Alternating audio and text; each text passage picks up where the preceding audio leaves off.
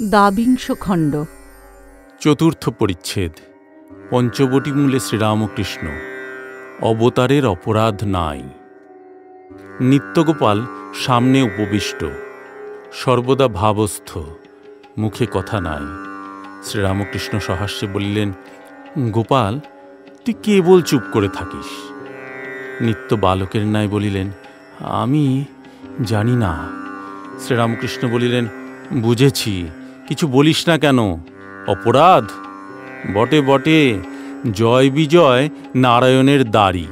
সনক সনাতনাদি ঋষিদের ভেতরে যেতে বারণ করেছিল। সেই অপরাধে 3 বার এই সংসারে জন্মাতে হয়েছিল। শ্রীদাম গোলকে বিরজার দাড়ি ছিলেন। শ্রীমতী কৃষ্ণকে বিরজার মন্দিরে ধরবার জন্য তাঁর দাড়ি গিয়েছিলেন, আর ভিতরে ঢুকতে চেয়েছিলেন। শ্রীদাম ঢুকতে দেয় নাই। তাই শ্রীমতী শাপ দিলেন, তুই মর্তে অসুর হয়ে জন্মাগে যা। শ্রীদামও শাপ দিছিল। সকলে ঈষৎ হাসিতে লাগিল। কিন্তু একটি কথা আছে, ছেলে যদি বাপের হাত ধরে তাহলে খানায় পড়লেও পড়তে পারে, কিন্তু বাপ যার হাত ধরে থাকে তার ভয় কি? শ্রীদামের কথা ব্রহ্মবৈবর্ত পুরাণে আছে। কেদার চাটুর্যে এখন ঢাকায় থাকেন। তিনি সরকারি কর্ম করেন। আগে কর্মস্থল কলিকাতায় ছিল, এখন ঢাকায়। তিনি ঠাকুরের পরম ভক্ত। ঢাকায় অনেকগুলি ভক্তের সঙ্গ হইয়া আছে। সেই সকল ভক্তেরা তাঁর কাছে সর্বদা আসেন ও উপদেশ গ্রহণ করেন। শুধু হাতে ভক্ত দর্শনে আসতে নাই। অনেকে মিষ্টান্নাদি আনেন ও কেদারকে নিবেদন করেন। কেদার অতি বিনীতভাবে বলিলেন, তাদের জিনিস কি খাবো?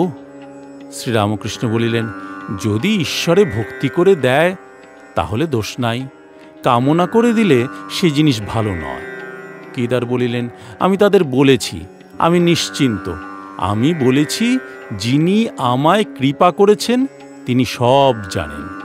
শ্রীরামকৃষ্ণ সহাস্যে বলিলেন, তা তো সত্য, এখানে সব রকম লোক আসে, তাই সব রকম ভাব দেখতে পায়। কেদার বলিলেন, আমার নানা বিষয় জানা দরকার নাই। শ্রীরামকৃষ্ণ সহাস্যে বলিলেন, না গো, সব একটু একটু চাই। যদি মুদির দোকান কেউ করে সব রাখতে হয়। কিছু মসুর ডালও চাই, হলো খানিকটা তেঁতুল, এসব রাখতে হয়। বাজনায় যে ওস্তাদ, সে সব বাজনা কিছু কিছু বাজাতে পারে।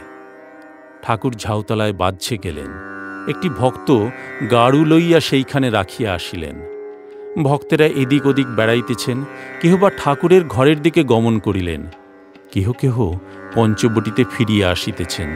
ঠাকুর সেখানে আসিয়া বলিলেন, 2-3 বার বাজছে গেলুম, মল্লিকের বাড়ি খাওয়া, ঘোর বিষয়ী, পেট গরম হয়েছে। ঠাকুরের পানের ডিবে পঞ্চবটির চাতালে এখনো পড়িয়া রহিয়াছে।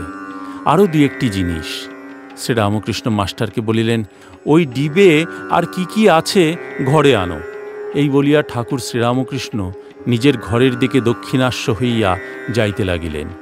ভক্তেরা সঙ্গে সঙ্গে পশ্চাতে আসিতেছেন, কাহারও হাতে পানের ডিবে, কাহারও হাতে গাড়ু ইত্যাদি। ঠাকুর মধ্যাহ্নের পর একটু বিশ্রাম করিয়াছেন। 2-4টি ভক্ত আসিয়া বসিলেন।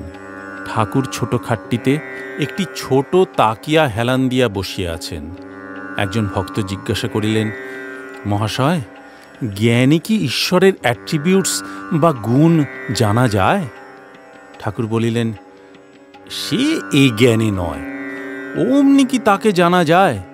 সাধন করতে হয়, আর একটা কোনো ভাব আশ্রয় করতে হয়, দাস ভাব।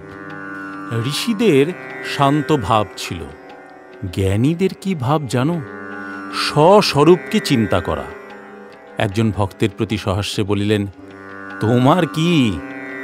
ভক্তটি চুপ করিয়া রহিলেন।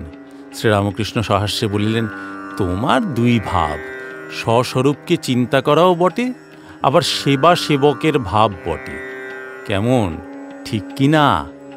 ভক্ত সহাস্যেও কুণ্ঠিতভাবে বলিলেন, আজ্ঞা হাঁ। শ্রীরামকৃষ্ণ সহাস্যে বললেন, তাই হাজরা বলে তুমি মনের কথা সব বুঝতে পারো। ও ভাব খুব এগিয়ে গেলে হয়, প্রহ্লাদের হয়েছিল। কিন্তু ও ভাব সাধন করতে গেলে কর্ম চাই, একজন কুল গাছের কাঁটা টিপে ধরে আছে, হাত দিয়ে রক্ত দরদর করে পড়ছে, কিন্তু বলে আমার কিছু হয় নাই, লাগে নাই। জিজ্ঞাসা করলে বলে বেশ বেশ, একথা শুধু মুখে বললে কি হবে, ভাব সাধন করতে হয়। ভক্তেরা ঠাকুরের কথামৃত পান করিতেছেন।